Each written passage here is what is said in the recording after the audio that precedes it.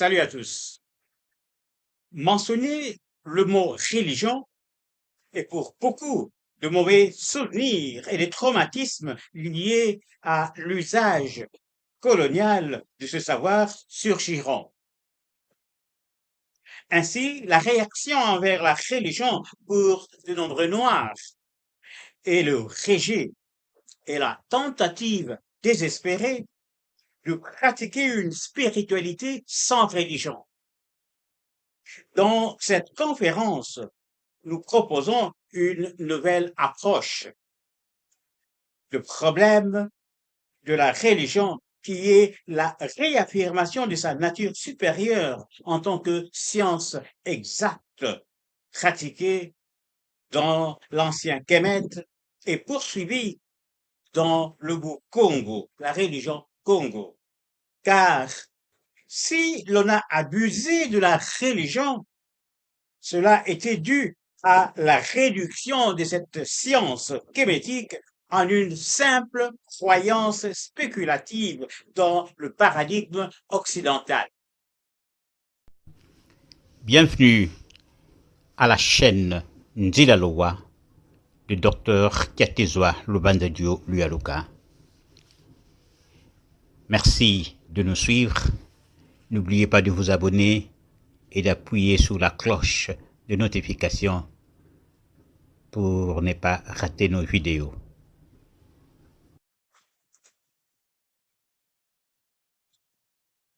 Le thème de notre conférence est une vision plus élevée de la religion en tant que science exacte plutôt qu'une simple croyance utilisée comme outil colonial.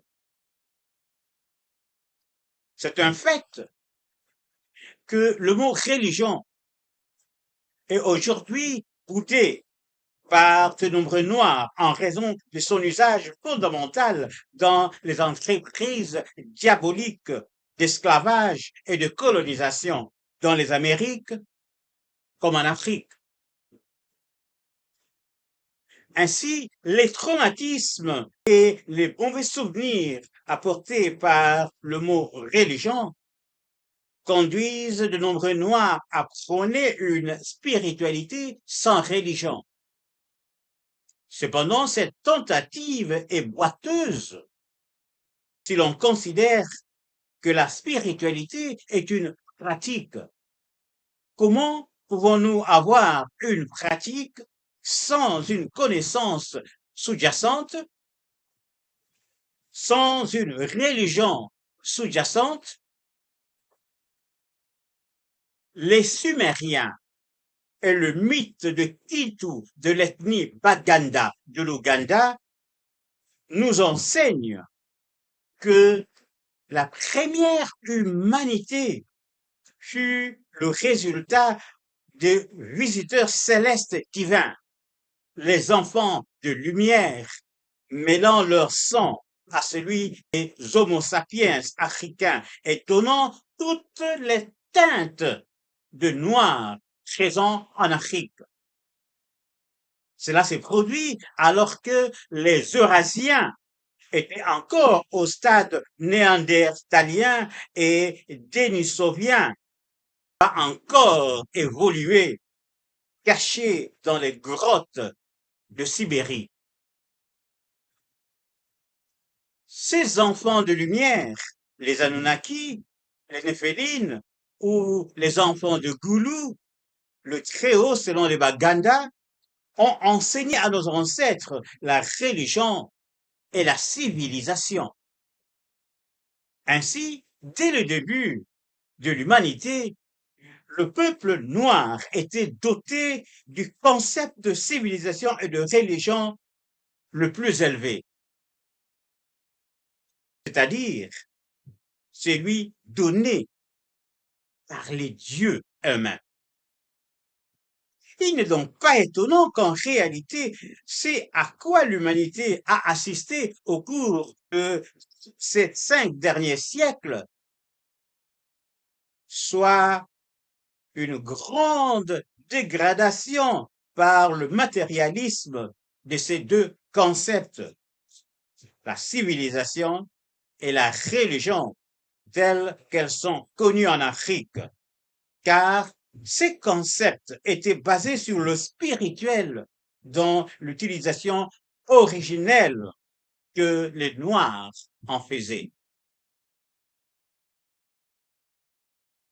Notion enseignée aux humains par les visiteurs célestes, la religion était d'une nature épistémique supérieure, d'une lumière supérieure. C'était une science exacte. Rétablir cette dimension supérieure de la religion est la solution idéale aux conséquences de son utilisation abusive par les entrepreneurs esclavagistes et coloniaux comme simple croyance spéculative. Grâce à l'argument cosmologique kémétique, la nature de la religion traditionnelle négro-africaine en tant que science exacte peut être démontrée de la manière suivante. Je suis un être individuel, vous êtes des êtres individuels, cet univers dans lequel nous évoluons est donc une entité individuelle. La nature individuelle de cet univers implique qu'il est l'effet d'une cause individuelle. Et la nature individuelle de cette cause implique l'existence d'autres causes similaires. Beaucoup peuvent ne pas encore avoir créé leur univers. Nous avons donc des causes potentielles et des causes manifestes. Ici, j'introduis une hypothèse, juste pour le besoin de la concision. Cette hypothèse est que chaque création existe dans son créateur. Compte tenu donc de cette hypothèse, il existe une entité qui inclut toutes les causes potentielles et effectives. Cette entité est donc l'être le plus grand possible, parce que tout univers que vous pouvez imaginer doit se trouver dans son créateur par hypothèse, et ce créateur doit se trouver dans cette entité, et donc cette entité est le Très-Haut. Le Très-Haut est donc l'être le plus grand possible. Il s'ensuit de cette nature du Très-Haut qu'il doit être immuable et indivisible. Cette nature, cette immuabilité et indivisibilité se voit en fait que s'il ne l'était pas, il devrait y avoir un principe de la mutabilité et de la divisibilité du Très-Haut. Et ce principe doit être plus grand que le Très-Haut, c'est-à-dire plus grand que l'être le plus grand possible, ce qui est une aberration, une impossibilité. Et donc le Très-Haut est absolument immuable et absolument indivisible. J'ajoute un troisième attribut. Le Très-Haut est transcendant. Nous savons par la transcendance du Très-Haut qu'il est au-dessus de tout. Mais ici, nous ajoutons une autre dimension. S'il ne connaît pas le mal. Car, en vertu de son indivisibilité, en lui, connaître et être sont la même chose. Ce que le Très-Haut connaît, c'est ce qu'il est. Et si le Très-Haut connaissait le mal, le Très-Haut serait infiniment mauvais et infiniment bon, ce qui est une aberration. Donc le Très-Haut est transcendant, cela veut dire qu'il ne connaît pas le mal. Nous avons vu que chaque créateur que nous pouvons appeler des enfants du Très-Haut, chaque enfant du Très-Haut manifeste une individualité qui est incluse dans le Très-Haut. Or, le Très-Haut, lui, est indivisible. Donc, nous arrivons à la conclusion que chaque enfant de Dieu manifeste la plénitude du Très-Haut, mais d'une façon unique. Et cette plénitude, c'est ce que nous appelons le Logos. Il s'ensuit donc ici la présence de trois entités célestes. Le Très-Haut, les enfants de Dieu et le Logos. Ici, pour faire court, nous apportons le point de la cosmologie et nous posons la question: où se trouve notre univers temporel par rapport au Très-Haut? Par rapport au Créateur, nous savons qu'il est dans le Créateur par hypothèse. Mais le problème ici, c'est par rapport au Très-Haut. Cet univers temporel ne peut pas se trouver dans le Très-Haut, sinon au moment de la création, quelque chose de nouveau s'ajouterait en Dieu et Dieu changerait. Or, nous avons vu que le Très-Haut est absolument immuable. Cet univers ne peut pas se trouver aussi hors du Très-Haut, sinon ajouté au Très-Haut, il en résulterait une entité plus grande que le Très-Haut. Et donc, l'univers temporel n'est ni dans le Très-Haut, ni hors du Très-Haut. C'est comme si je vous dis que monsieur X, qui est avec moi dans ce studio, a une voiture, mais sa voiture ne se trouve ni dans le studio, ni hors du studio. Vous arrivez facilement à la conclusion que sa voiture se trouve dans sa pensée. Et donc, l'univers temporel n'est qu'une perception de la réalité céleste, l'unique réalité dans la conscience temporelle du Créateur.